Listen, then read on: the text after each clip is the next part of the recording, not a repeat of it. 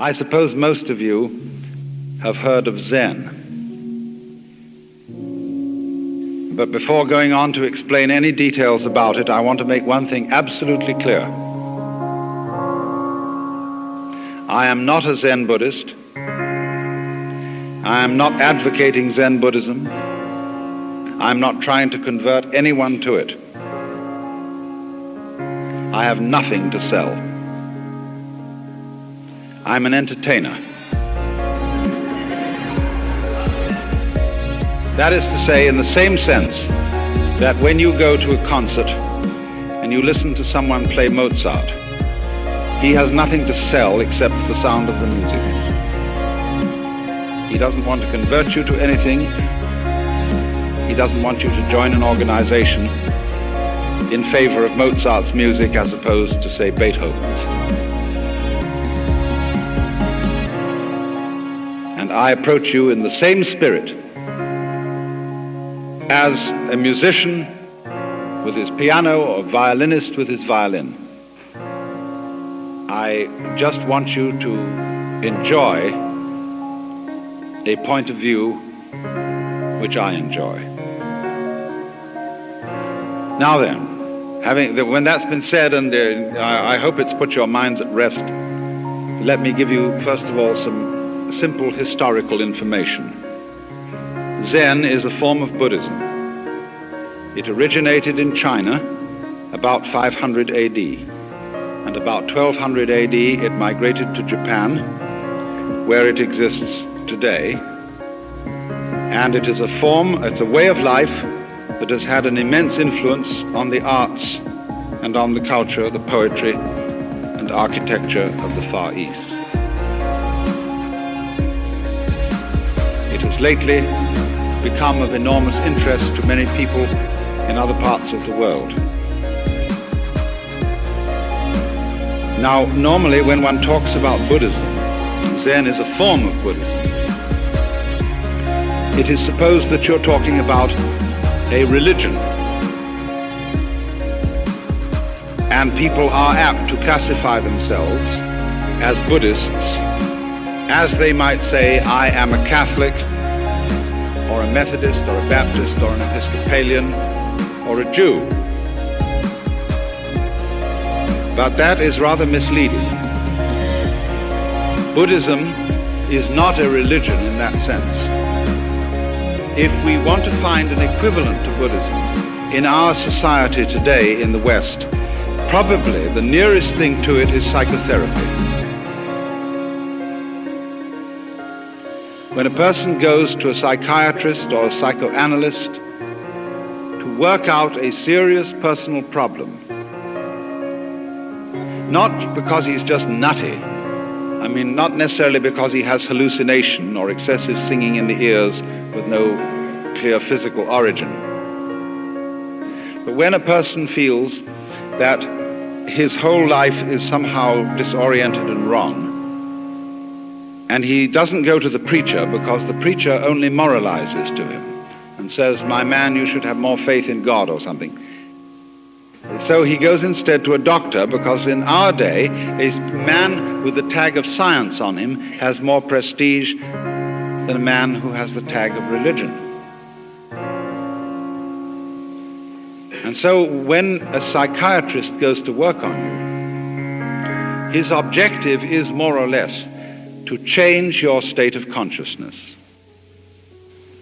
That is to say, if your state of consciousness, your state of mind, is one of being day after day constantly depressed, the objective of going to a psychiatrist or a psychotherapist is to have your state of consciousness changed to one of happiness. Now, in a somewhat similar way, the objective of Buddhism in all its forms is to bring about a fundamental change in a human being's everyday state of consciousness. If I make it yet more specific, it's to bring about a change in your sense of personal identity. That is to say, in your sensation of who and what you are.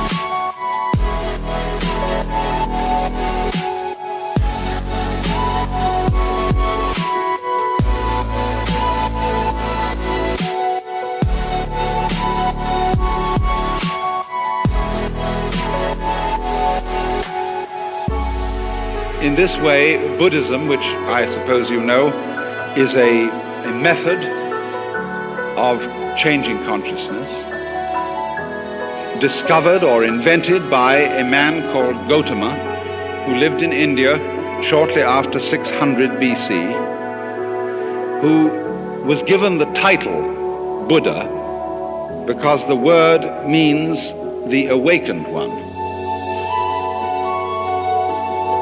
The man who woke up. And therefore, that very title suggests that ordinary people are asleep.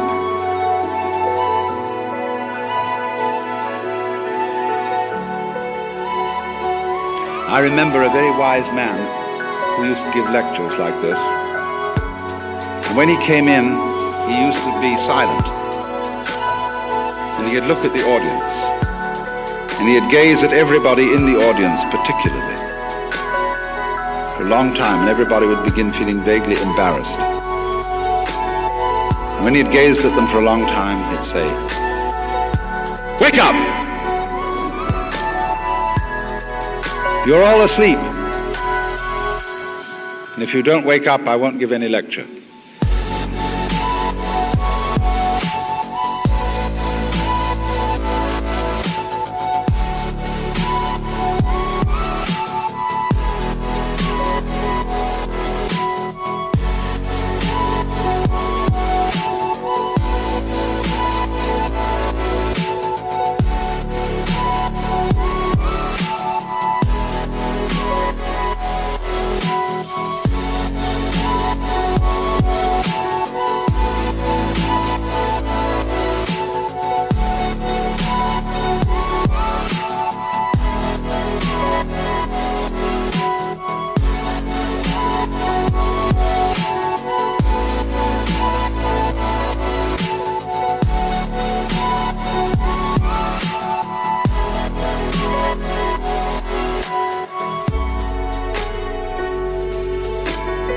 Now, in what sense are we asleep?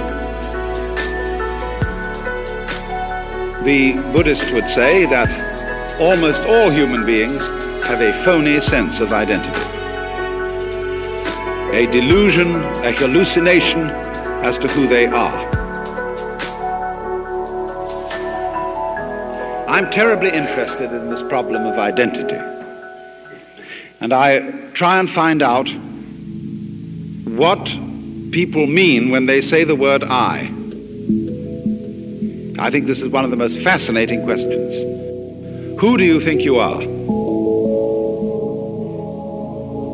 Most people think that I is a center of sensitivity somewhere inside their skin.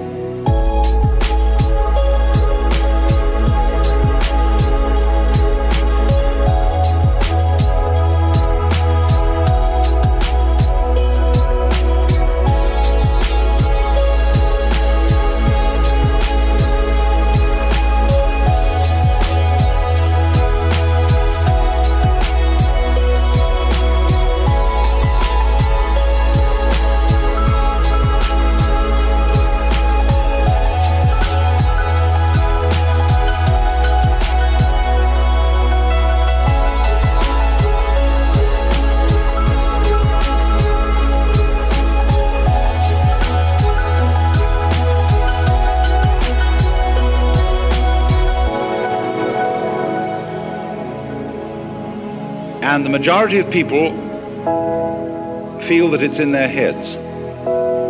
Civilizations in different periods of history have differed about this. Some people feel that they exist in the solar plexus. Other people feel that they exist about here. And there is, as it were, a little man sitting inside the center of the skull. And he has a television screen in front of him. He has earphones on, and he has in front of him a control panel with various dials and buttons and things which enable him to influence the arms and legs and to get all sorts of information from the nerve ends. And that's you.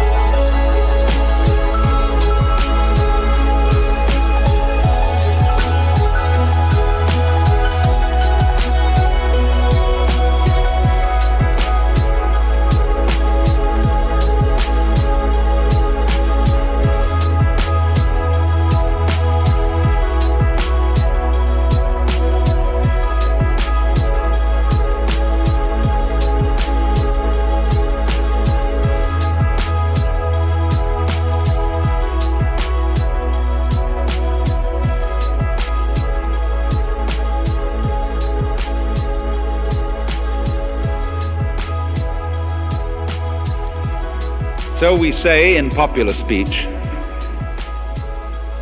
I have a body. Not I am a body, but I have one, because I am the owner of the body in the same way as I own an automobile. And I can take the automobile to the mechanic, and occasionally in the same way I have to take my body to the mechanic, the surgeon, the dentist, the doctor, and have it repaired. But it belongs to me, it goes along with me, I'm in it. A child, for example, can ask mother, Mom, who would I have been if my father had been someone else? That seems a perfectly simple and logical question for a child to ask, because of the presumption that your parents gave you your body, and you were popped into it, maybe at the moment of conception or maybe at the moment of birth, from a repository of souls in heaven, and your parents simply provided the physical vehicle.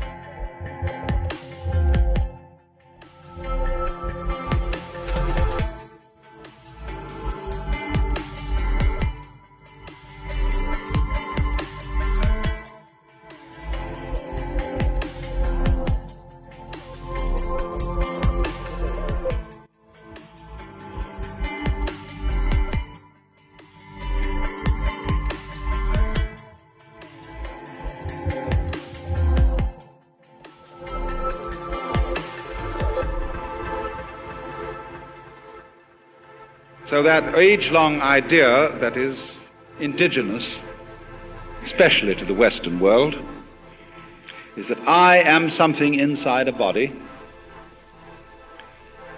and I am not quite sure whether I am or am not my body. Some doubt about it.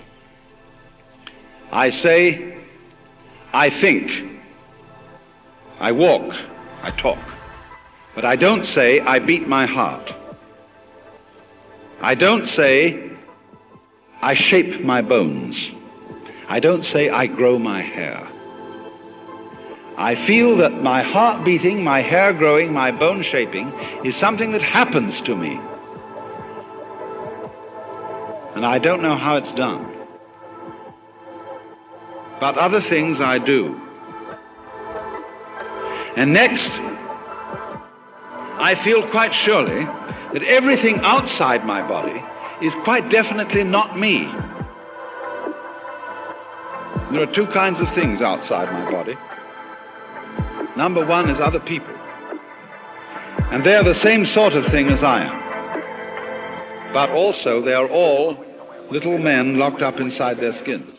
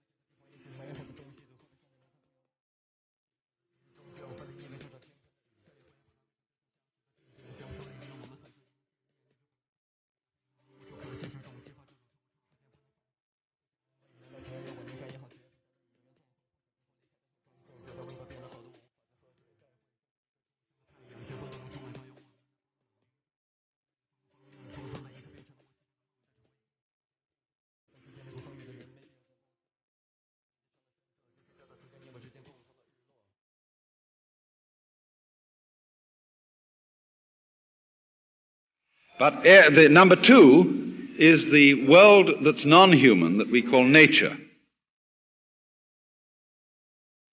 And that's stupid. It has no mind. It has emotions, maybe, in animals.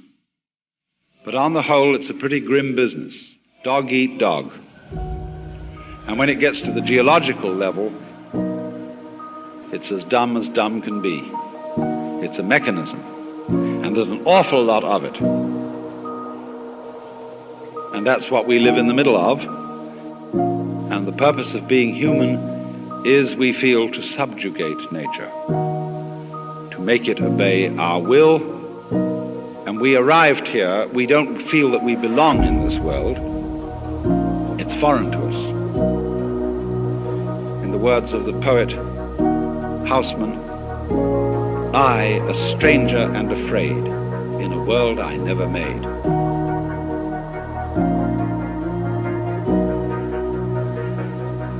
And so all around us today, we see the signs of man's battle with nature.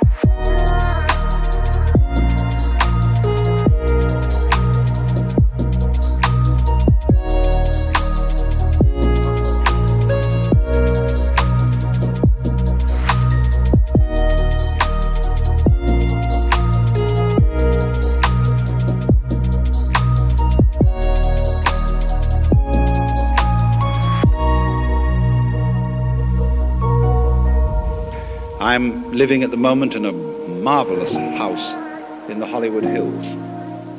And we are overlooking a lake. And on the other side of the lake, the whole hill has suddenly been interrupted with a ghastly gash where they have made level lots for building tract homes of the kind you would build on a flat plain. This is called the conquest of nature. These houses will eventually fall down the hill because they are causing soil erosion and they're being maximally stupid. The proper way to build a house on a hillside is to do it in such a way as to effect the minimum interference with the nature of the hill. After all, the whole point of living in the hills is to live in the hills.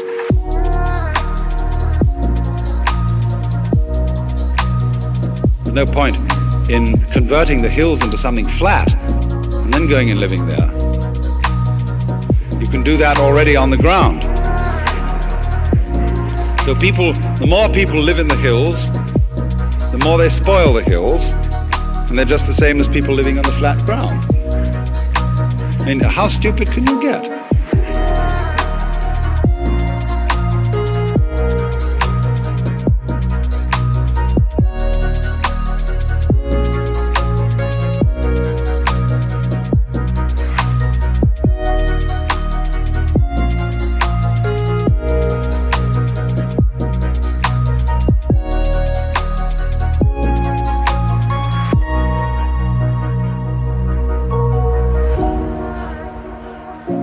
Well, anyway, this is one of the symptoms of our phony sense of identity, of our phony feeling that we are something lonely, locked up in a bag of skin, confronted with a world, an external, alien, foreign world that is not me.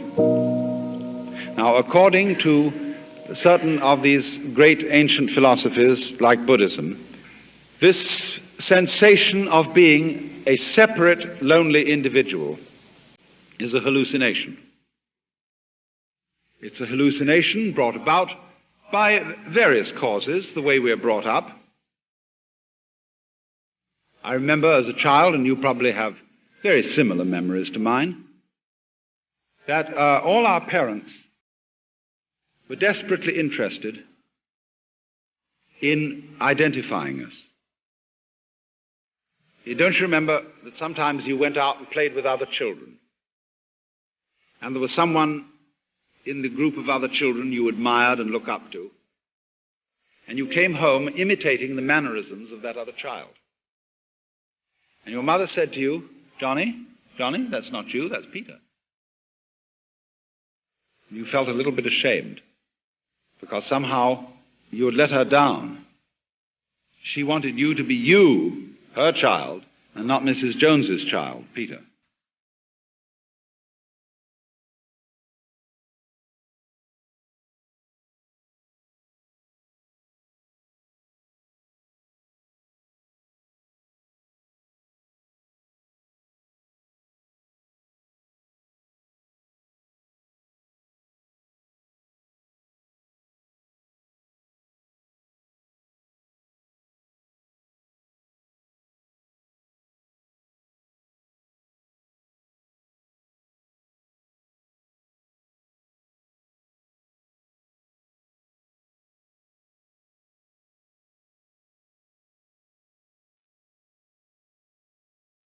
And so in many ways, we are all taught this. For example, the main thing that we're all taught in childhood is that you must do that which will only be appreciated if you do it voluntarily.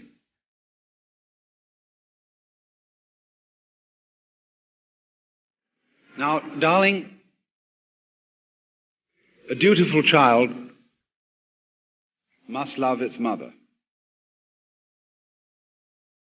But now I don't want you to do it because I say so, but because you really want to.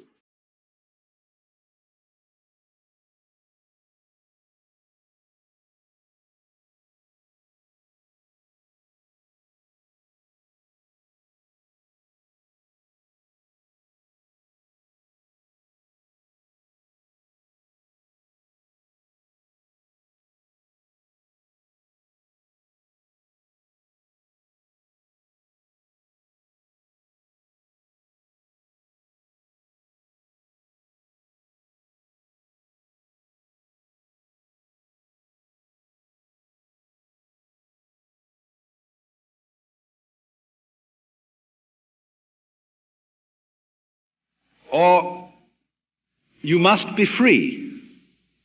See, this comes into politics. Everybody must vote. You see, imagine. You're members of a democracy. And you must be members of a democracy. See, you're ordered to. Crazy. Also, thou shalt love the Lord thy God. Is that a commandment or a joke?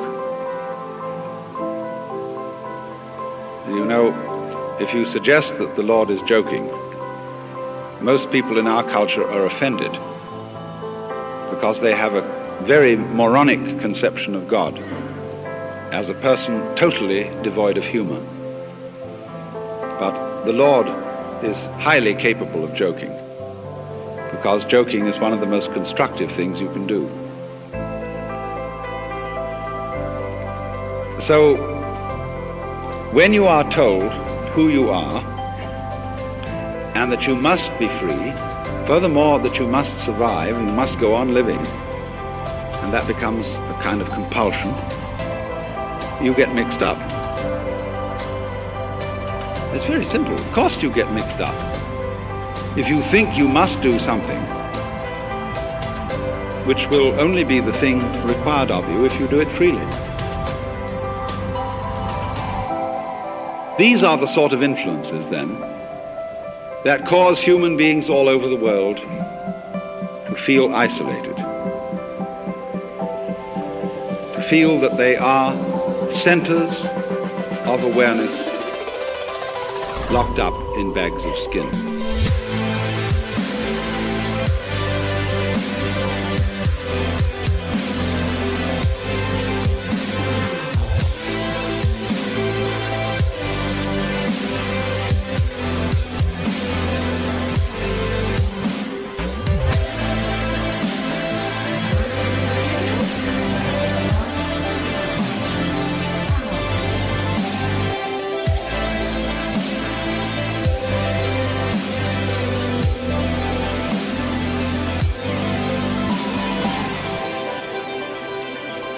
Now, this sensation of our identity can be shown and demonstrated to be false by some of the disciplines of our own science. When we describe a human being or any other living organism from a scientific point of view, all that means is that we're describing it carefully. We are going to describe very carefully what a human being is and what a human being does. All right. And we find that as we go on with that description, we can't describe the human being without describing the environment.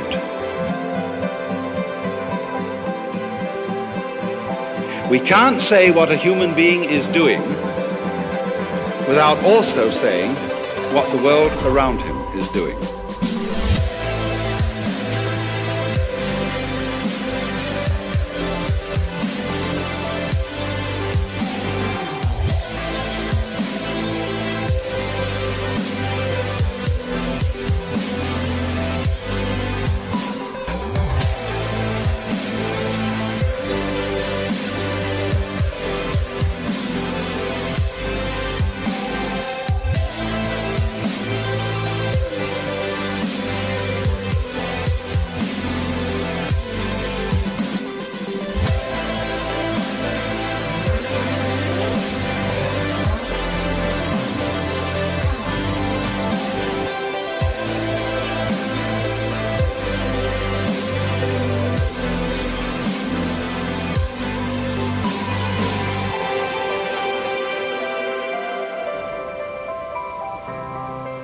Just imagine for a moment that you couldn't see anything up here except me.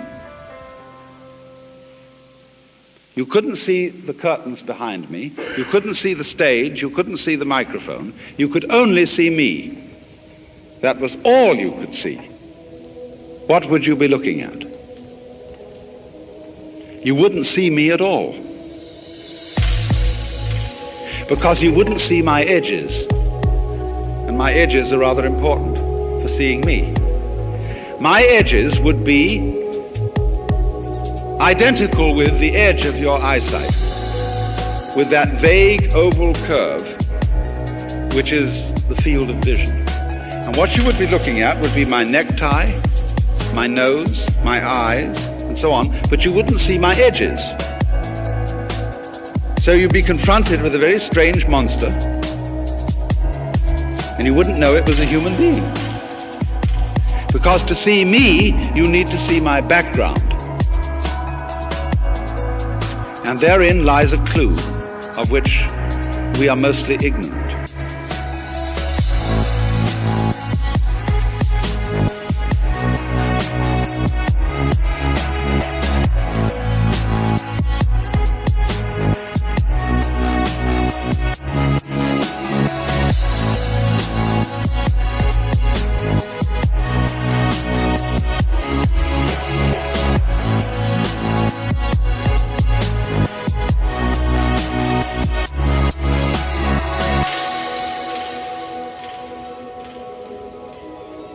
In Buddhist theory, the cause of our phony sense of identity is called avidya, and that means ignorance.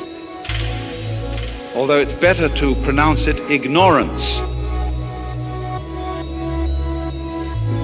Having a deluded sense of identity is the result of ignoring certain things. So when you look at me, and I manage by behaving up here in a kind of a more or less interesting way, I cause you to ignore my background because I concentrate attention on me.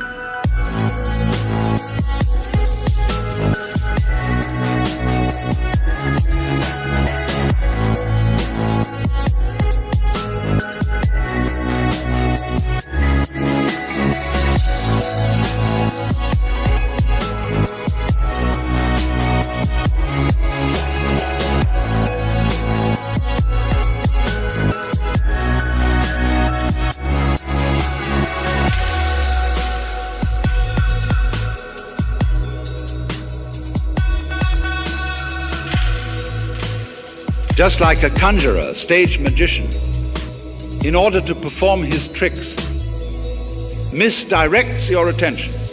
He talks to you about something he's doing here, and he talks to you about his fingers and how empty they are, and he can pull something out of his pocket in plain sight and you don't notice it. And so a magic happens. That's ignorance. Selective attention. Focusing your consciousness on one thing to the exclusion of many other things. So in this way, we concentrate on the things, the figures, and we don't concentrate on the background. And so we come to think that the figure exists independently of the background.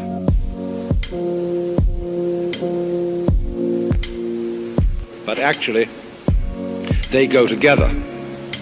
And they go together just as inseparably as backs go with fronts, as positives go with negatives, as ups go with downs, and as life goes with death. You can't separate it. So there's a sort of secret conspiracy between the figure and the background. They are really one, but they look different. They need each other, just as male needs female, and vice versa. But we are ordinarily completely unaware of this.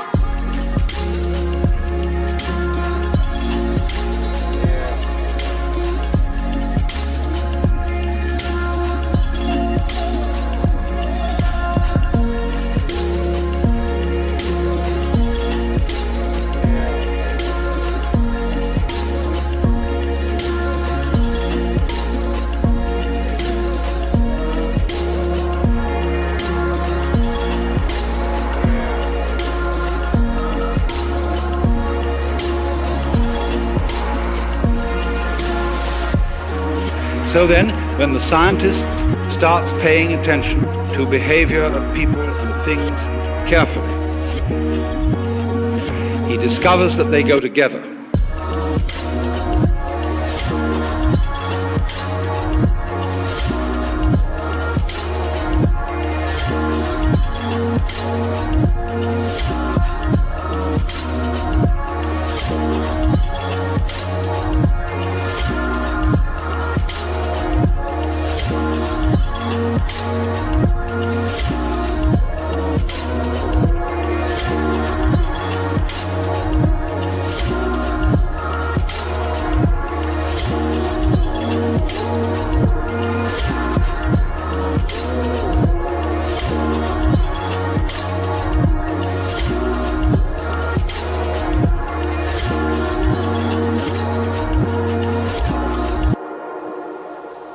that the behavior of the organism is inseparable, he discovers the behavior of its environment.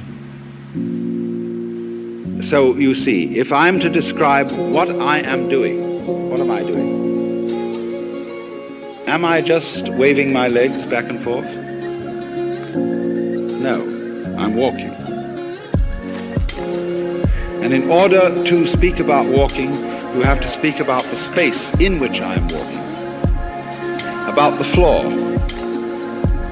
about the direction, left or right, in relation to what kind of room, what kind of stage, what kind of situation. Because if there isn't a ground underneath me, I can't very well walk.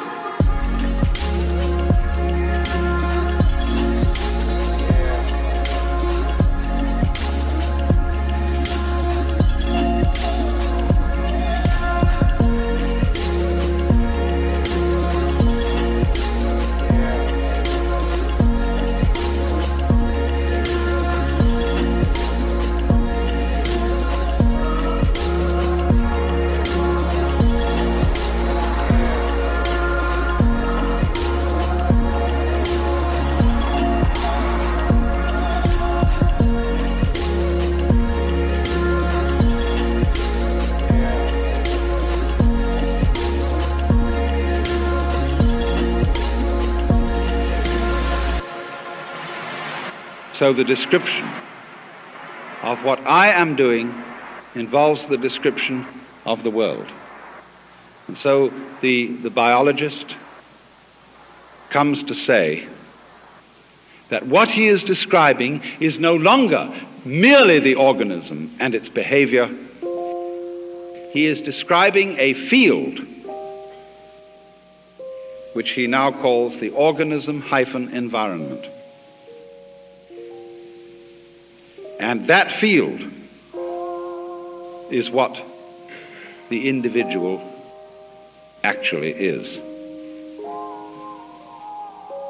Now, this is very clearly recognized in all sorts of sciences.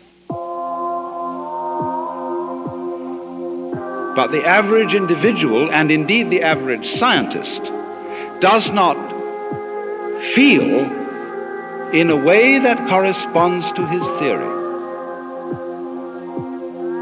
He still feels as if he were a center of sensitivity locked up inside a bag of skin.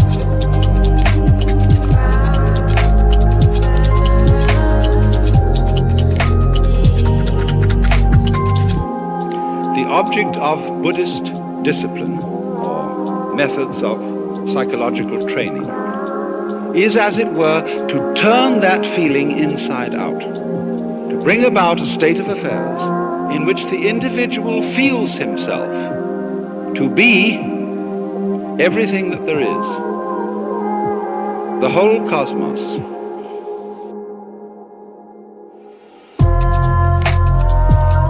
Focused here.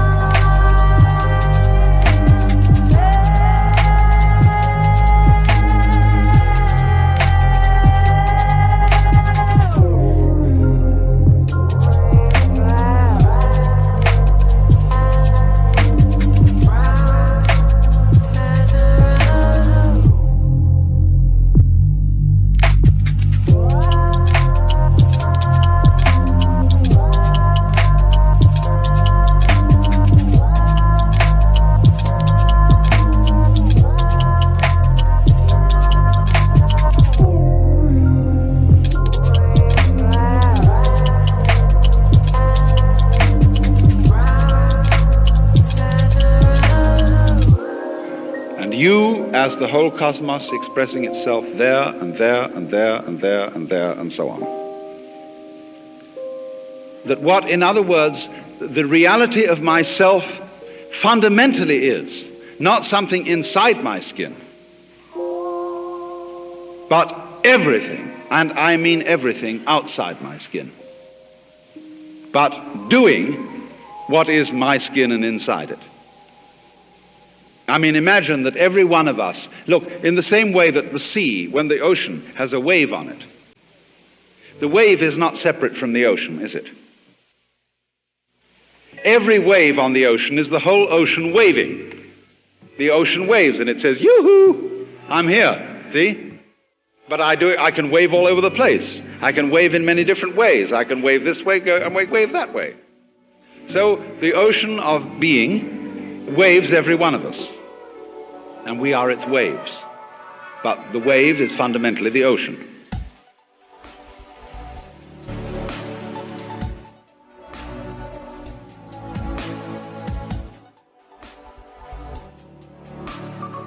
Now, in that way, your sense of identity would be turned inside out.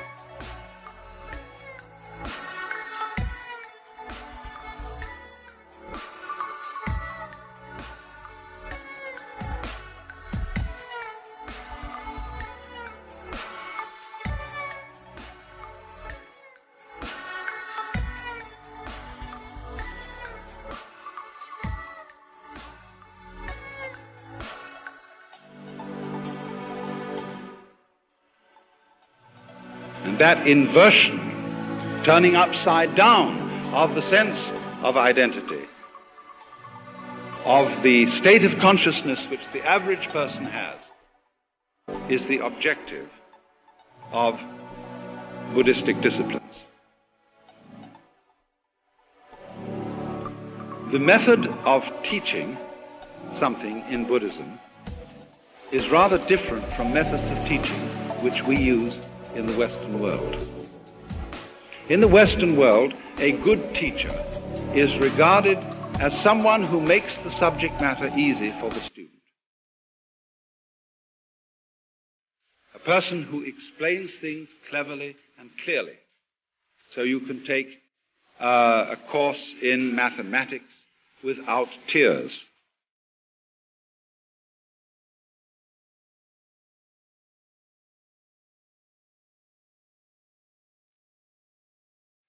In the Oriental world, they have an almost exactly opposite conception, and that is that a good teacher is a person who makes you find out something for yourself. In other words, learn to swim by throwing the baby into the water.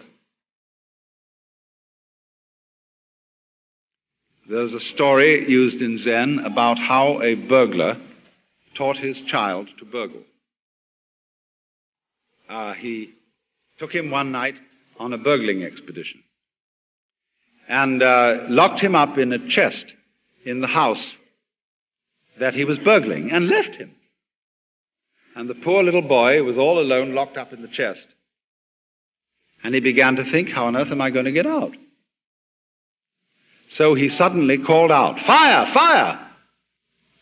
And everybody began running all over the place, and they heard this shriek coming in from inside the chest, and they unlocked it, and he rushed out and shot out into the garden. And just then everybody was in hot pursuit, calling out, "Thief, thief!" And he went by a well, and he picked up a rock and dropped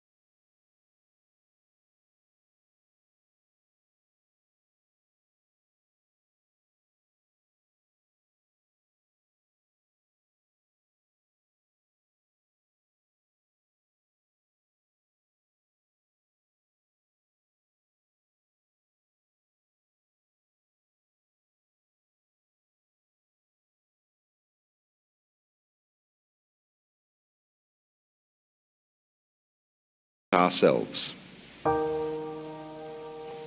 Many of us want to get rid of ourselves. We can't stand ourselves. And so we watch television and go to the movies and read mystery stories and join churches in order to forget ourselves, in order to merge with something greater than ourselves. We want to get away from this ridiculous thing locked up in a bag of skin. So I have a problem. I hurt. I suffer. I'm neurotic, or whatever it is. And one goes to the teacher and say, my problem's me. Change me. Now, if you go to a Zen teacher, he'll say, well, I have nothing to teach. There is no problem. Everything's perfectly clear. And you think that one over. And you say, he's probably being cagey. He's testing me out to see if I really want to be his student. So I know, according to everybody else who's been through this, that in order to get this man to take me on, I must persist. Do you know our saying, anybody who goes to a psychiatrist ought to have his head examined? There's a double take in that saying, you see. So in the same way, anybody who goes with a spiritual problem to a Zen master defines himself as a nut. And the teacher does everything possible to make him as nutty as possible. But the teacher says, quite honestly, I haven't anything to tell you. I don't teach anything. I have no doctrine. As I said to you in the beginning of this talk, I have nothing whatsoever to sell you. So the student thinks, my, this is very deep, because this nothing that he's talking about, this nothing that he teaches, is what they call in Buddhism shunyata. Now, shunyata is the Sanskrit for nothingness, and it's supposed to be the ultimate reality. But as you know, if you know anything about these doctrines, this doesn't mean real nothingness, not kind of just nothing there at all, not just blank, but it means no thingness. It's the transcendental reality behind all separate and individual things, and that's something very deep and profound. So he knows that when the teacher said, I have nothing to teach, he meant this very esoteric no thing. Well, he might also say then, if you have nothing to teach, what are all these students doing around here? And the teacher says, they are not doing anything. They're just a lot of stupid people who live here. And he knows again, you see, the stupid doesn't mean just straight stupid, but the higher stupidity of being people who are humble and don't have intellectual pride. So finally, the student, having gone out of his way to define himself as a damn fool in need of help, he's absolutely worked himself into this situation. He's defined himself as a nut. And then the teacher accepts him. And the teacher says, now, I'm going to ask you a question. I want to know who you are before your father and mother conceived you.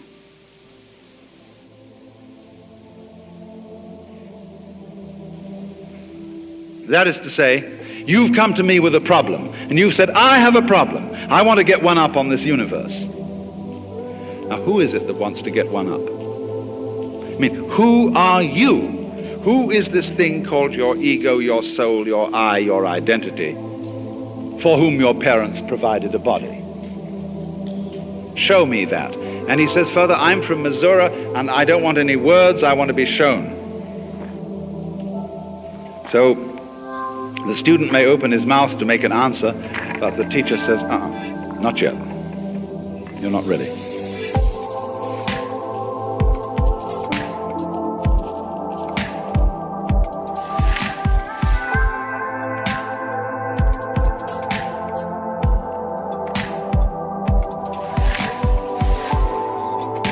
takes him back and introduces him to the chief student, all those so-called Zen monks who live together. And the chief student says, now what we do here is so and so, we have this discipline, but the main part of the discipline is meditation. And we all sit cross-legged in a row, and we do that. And you sit cross-legged and you learn how to breathe and be still.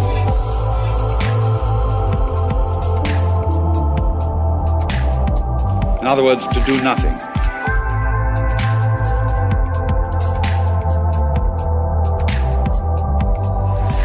No, but you mustn't go to sleep. And you mustn't get into a trance.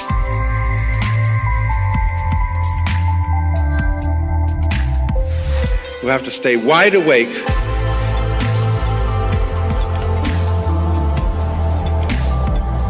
not thinking anything,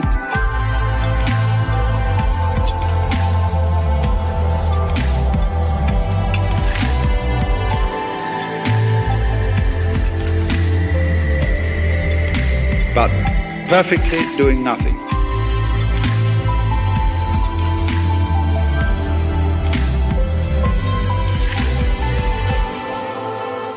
And there's a monk walking down all the time with a flat stick, rather long, about so long. And if you go to sleep, or if you get into a trance, or if you get dreamy, he hits you on the back, so that you'll stay quite clear and wide awake, but still doing nothing. And the idea is that out of this state of profoundly doing nothing, you will be able to tell the teacher who you really are. In other words, the question, who are you before your father and mother conceived you, is a request for an act of perfect sincerity and spontaneity. As if I were to say to you, look, will you be absolutely genuine with me? No deception, please. I want you to do something that expresses you without the slightest deception.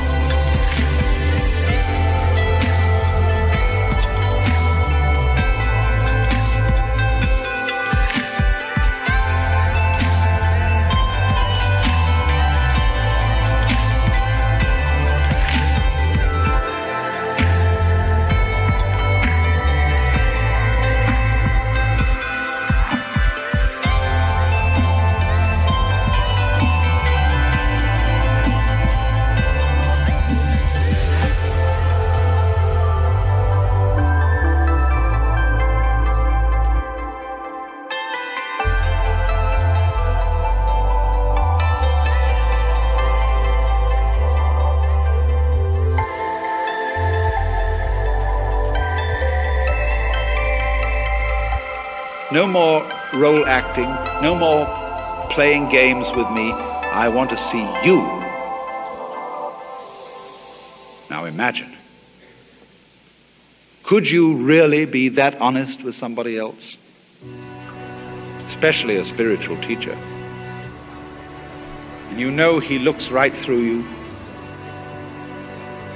He sees all your secret thoughts. And he knows the very second when you've been a little bit phony. And that bugs you. Just like the psychiatrist. You're sitting in there discussing your problems with him and you start picking your nose.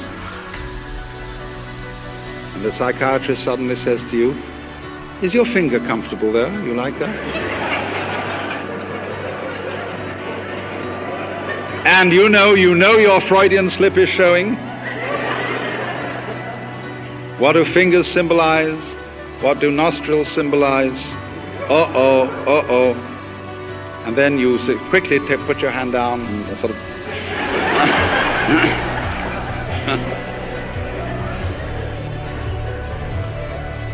and you say, "Oh no, it's nothing, I was just picking my nose." And the analyst says, "Oh really?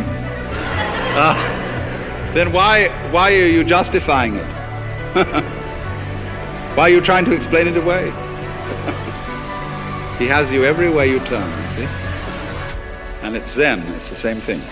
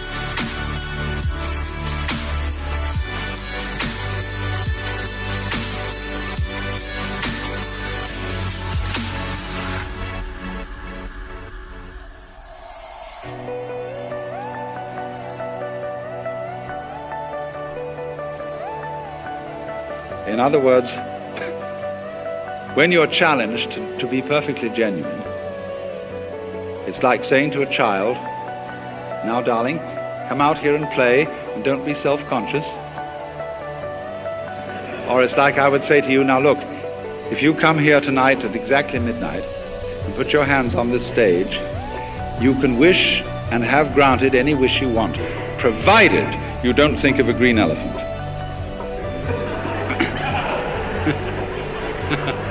And so everybody will come, they'll put their hands here, and they will be very careful not to think about a green elephant.